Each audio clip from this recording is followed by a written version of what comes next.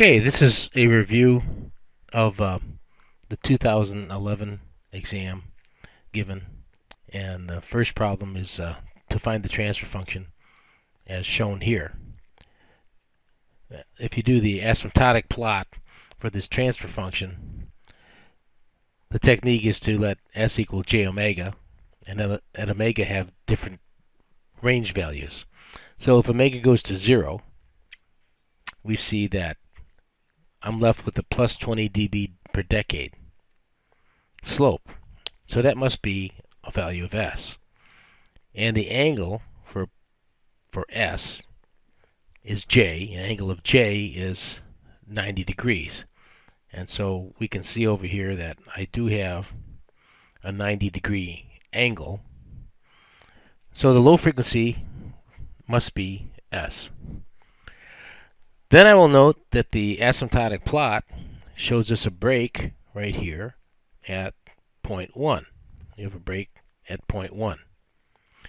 And I notice that I have 45 degrees loss in phase angle right here at 1, at s equals 1. And then I notice that the angle is fully at minus 90 degrees at a value of 10. So this 90 degrees is started to be taken out at 0.1, and it is fully out at 10. And so we must have in the denominator, I must have an s plus 1. And the s plus 1 also is going to cause a minus 20 dB break at the break frequency of 1 radian per second. And I see that that does occur at 1 radian per second. The 20 dB per decade upslope goes constant. So that's my transfer function. Now the SISO tool shows you this transfer function, and it gives you a root closure for a gain of 1 here.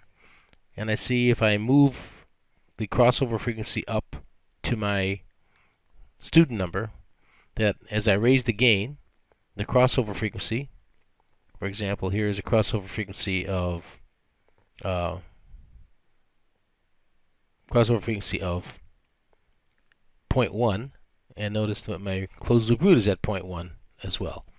So you can figure this out using g over 1 plus gh for this system. So the root locus starts, and you can see this from playing with the SISO tool plot of this transfer function. Here's the final steady state value of a step input, and you can see that it does go to 0. You can solve for the loop closure of the open loop transfer function with a root locus gain, and then you will get a closed loop transfer function of KRL OLTF over 1 plus KRL OLTF. And if you work that out with a little bit of algebra, you'll see that that's going to give you a closed loop root at minus 1 over KRL plus 1. So when K root locus is 0, you'll have a closed loop root at minus 1. And when KRL is very large, you'll have a closed loop root at 0. Therefore, the root locus is going to go from the minus 1 to the 0. You can see that on the SISO plot by going from low gain, moving the root locus gain up. As gain gets up high, we're going to go from the minus 1 to the 0. Alright, that should take care of problem 1. For problem 2, we have to convert this transfer function here into a PID, and the bandwidth is given as 2 at 2 radians per second. So at that bandwidth, you can replace this s plus 25 with 25. So the transfer function near crossover will be s squared plus 2 zeta omega n s plus omega n squared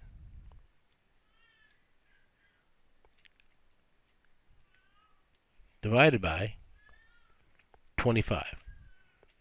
And we'll have to carry this s over that came from the problem statement so that this works out. And now your PID gains will fall out after multiplying that out.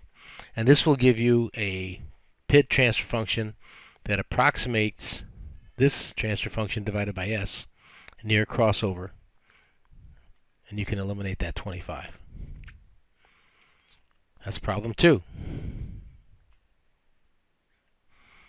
So here's problem 3. And in problem 3, we're looking at transfer function that's given to us.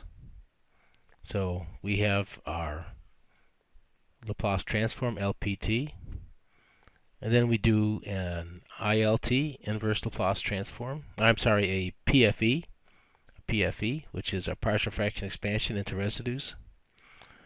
And then the ILT will come once we know what the residues are. So if we were to pick these from the transfer function, I know that the 6 over here is 2 sigma, minus 2 sigma. So sigma must lie along a minus 3 line, which is going to be somewhere approximately like so. And omega n, which is 6, will lie somewhere from the origin and intersect the minus 3 line at approximately, let's say, I think it's 5.9 or so. So that's going to be our pole, and it'll have a sister pole down here, which is its complex conjugate. So this is going to be 6 here, and that equals omega n.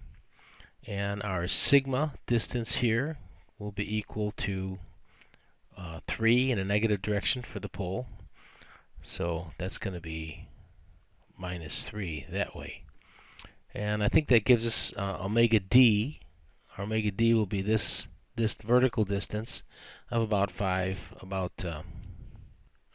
the vertical distance will be about 5.2 or so. 36 minus 9 square root will be omega d. And its complex conjugate has the same real part, but the negative imaginary part, j. Now if I wanted to evaluate the residue at pole P1, which is up here, I know that I carry the gain with me, so that's going to be N2, N3, N5, whatever that number is. Then I have a 0 here, minus 3, so I'll draw a phasor, and that'll go in the numerator, and we'll call that LZ. So this is going to be LZ, and then I divide by the phasor from the pole, LP. And the phasor from the pole is going to be twice LZ, actually. So this is going to be LP. So I can see that LP equals twice LZ at the same angle of 90 degrees. And so I can see that the residue is going to be equal to N2, N3, N5 over 2, because the magnitude and the angles will cancel. And its sister pole, we can go through the same argument for R2, or just realize that it equals the complex conjugate of R1. So it's going to be the same. It's going to be the same value, since there's no imaginary part. There's no imaginary part to change the sign on the R2. The minus 3 is going to be the same for both. And that takes care of the residues. Now the next part is to sketch the low frequency asymptote and the high frequency asymptote on the log plate, and then give us the impulse response. Well, okay, so we'll just use the same curve. The low frequency asymptote is when I let s equal j omega up here. I'll let s equals j omega here, and when omega is very small in a low frequency range, this number will be 3. In the denominator, when I let s go to 0, I'll be left with 36. So I'll end up with, it'll be a constant value. So that's the LFA. And the angle for that will be 0 degrees. 0 degrees. So we'll just set that as the arbitrary scale for that. The HFA, for the HFA, the S is going to dominate, and the S squared will dominate. So my HFA will be N2, N3, N5 times S over S squared. And of course, one of these S's will cancel. So my high frequency will be N2, N3, N5 over S. So that's going to look like, at the high frequency end, minus 20 dB per decade, minus 20 dB per decade from the slope. And I see that the high frequency asymptote will intercept at 0 dB. And let's just pick an arbitrarily, we'll just say that that's 0 dB right there. So we'll say this intersection here will be when omega, my crossover frequency, is going to be equal to N2, N3, and N5. Right? Because that's when the high frequency asymptote log will be 0 dB. So now I see that at 3 radians per second, this low frequency asymptote will break up. It'll break up. So this is going to happen at 3 radians per second. And then at 6 radians per second, which is omega n, square root of 36, at 6, it's going to break down minus 40 dB because of the S squared. Since it's already going up at plus 20, the minus 40 will give me a net minus 20, and so the magnitude curve will look as shown. And the high frequency asymptote is minus 90 degrees, so that's the minus 90 degrees. And the phase angle will start at 0.3, breaking up, and end going to 90 at 30. And then the one at 6 will start at 0.6. It'll go flat for a while, then come down. So we'll have something, the phase angle will look something like this, like that, and then come down like so. But the high frequency and the low frequency asymptotes will be done like this. Now the impulse response, since I know the residues is the inverse Laplace of the transfer function at top, and since I know the residues are equal to N2, N3, N5, so I know over 2 that the twice the residue of pole 1, twice that residue times e to the sigma t cosine omega dt plus the angle of the residue, that's going to put me into the time domain.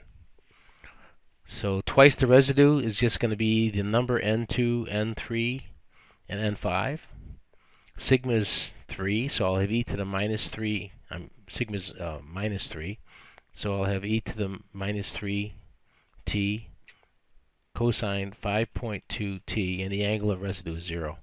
So here's my impulse response. And that ends problem 3. Now I'm going to end this, and we'll continue with the next. We'll continue the CMCL plot with the next video. This one ending now.